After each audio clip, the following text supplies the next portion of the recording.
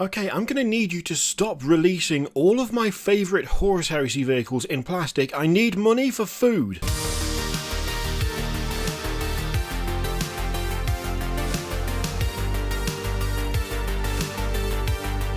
Okay, there's a little bit of hyperbole going on there, to be honest, because actually the Land Raider Proteus isn't one of my favourites, it's one of my favourites, but it's just behind the Land Raider Armoured Proteus. The thing is, this still looks quality, and I still love this tank, and I've kind of wanted one for a while, but I've never really felt like I could justify the price tag for this particular chunk of resin, especially having found putting together the Typhon not altogether all that enjoyable, except now this is going to be plastic, so really, all my justifications for not getting one are out the window, because I would use it, I would play it, I would enjoy putting it together, I would absolutely love painting it, and it's pretty perfect. I mean, it's almost exactly the same as the resin one, but as with all of the other things that we've talked about, it's just cheaper and more accessible and easier to find, and you can get it from third-party retailers, which makes it even cheaper again.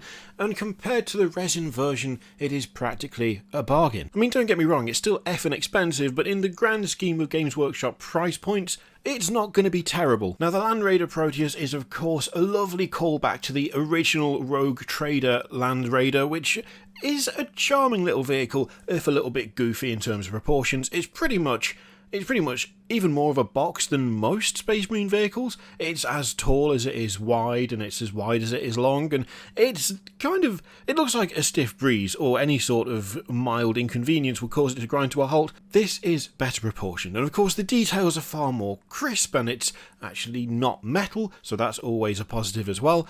I do love this thing, I really do. It's the right kind of silly. You can see where the other versions of the Land Raider have come from. You can kind of see the improvement of the design over the years, but this has still got a chunky, girthy charm that just, I don't know, I just love it. I love tanks, and this is an excellent tank. I mean, it's not actually an excellent tank, it's probably a rubbish tank, but it looks good, and that's the important thing. Who cares about anything else? Now, it doesn't just come with a choice of weapons, because you can put a bunch of las cannons on it, as you can see, but you do have that forward-facing ramp if you want that, but it also has the far superior option. Now, that might be a bit of a contentious statement, because this one doesn't get front-mounted weapons outside of a pintle weapon, but what it does have is a massive, spiky dozer blade on the front of it, and no ramp, and that, to me, is just cooler. I'm sorry, it just is. I can't really do anything about that. It's just the way it is. It looks so much chunkier.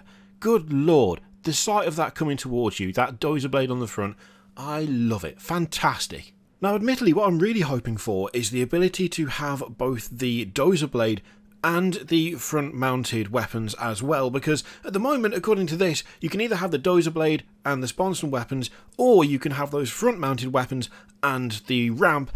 I would really like it if you're able to do the dozer blade and the front-mounted weapons. I don't know how feasible or possible that is. I seem to remember seeing an image of that ages ago, and I'm pretty sure the resin one had that option, if I remember correct. Oh, I could be wrong. I could be thinking of the Armoured Proteus, actually. But it would be nice if you could have that combination. I guess we'll just have to wait and see.